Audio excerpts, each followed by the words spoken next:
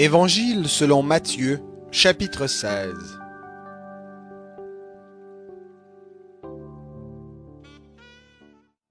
Les pharisiens et les sadducéens abordèrent Jésus et pour l'éprouver lui demandèrent de leur faire voir un signe venant du ciel.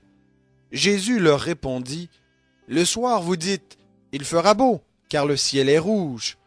Et le matin, il y aura de l'orage aujourd'hui, car le ciel est d'un rouge sombre. Vous savez discerner l'aspect du ciel, et vous ne pouvez discerner les signes des temps. Une génération mauvaise et adultère recherche un signe. Il ne lui sera donné d'autre signe que celui de Jonas. Puis il les laissa et s'en alla. Les disciples, en partant pour l'autre rive, avaient oublié de prendre des pains.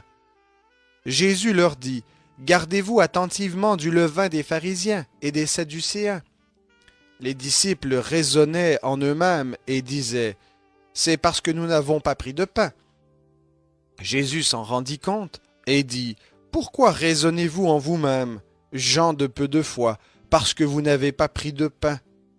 Vous ne saisissez pas encore et vous ne vous rappelez pas les 5 pains des 5000 hommes et le nombre de paniers que vous avez emportés, ni les pains des 4000 hommes et le nombre de corbeilles que vous avez emportés? Comment ne saisissez-vous pas que ce n'est pas de pain que je vous ai parlé, mais gardez-vous du levain des pharisiens et des sadducéens? » Alors ils comprirent qu'il avait dit de se garder non pas du levain du pain, mais de l'enseignement des pharisiens et des sadducéens. Jésus, arrivé sur le territoire de Césarée de Philippe, posa cette question à ses disciples. « Au dire des gens, qui suis-je, moi, le Fils de l'homme? » Ils répondirent, « Les uns disent Jean-Baptiste, d'autres Élie, d'autres Jérémie ou l'un des prophètes. Mais vous, leur dit-il, qui dites-vous que je suis? » Simon-Pierre répondit, « Tu es le Christ, le Fils du Dieu vivant. » Jésus reprit la parole et lui dit, « Tu es heureux, Simon, fils de Jonas, car ce ne sont pas la chair et le sang qui t'ont révélé cela, mais mon Père qui est dans les cieux. Et moi je te dis que tu es Pierre, et que sur cette pierre je bâtirai mon église, et que les portes du séjour des morts ne prévaudront pas contre elle. Je te donnerai les clés du royaume des cieux. Ce que tu lieras sur la terre sera lié dans les cieux, et ce que tu délieras sur la terre sera délié dans les cieux. » Alors, il recommanda sévèrement aux disciples de ne dire à personne qu'il était le Christ. Jésus commença dès lors à montrer à ses disciples qu'il lui fallait aller à Jérusalem, souffrir beaucoup de la part des anciens, des principaux sacrificateurs et des scribes, être mis à mort et ressusciter le 3e jour.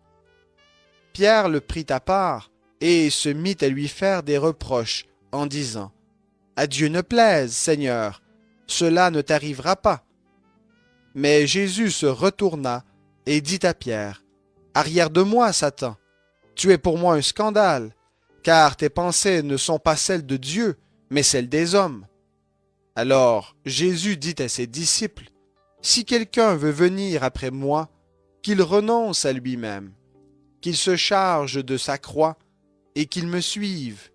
Quiconque en effet voudra sauver sa vie la perdra, mais quiconque perdra sa vie à cause de moi la trouvera. Et que servira-t-il à un homme de gagner le monde entier s'il perd son âme? Ou que donnera un homme en échange de son âme? Car le Fils de l'homme va venir dans la gloire de son Père avec ses anges. Et alors il rendra à chacun selon sa manière d'agir. En vérité, je vous le dis, quelques-uns de ceux qui se tiennent ici ne goûteront point la mort qu'ils n'aient vu le Fils de l'homme venir dans son règne. »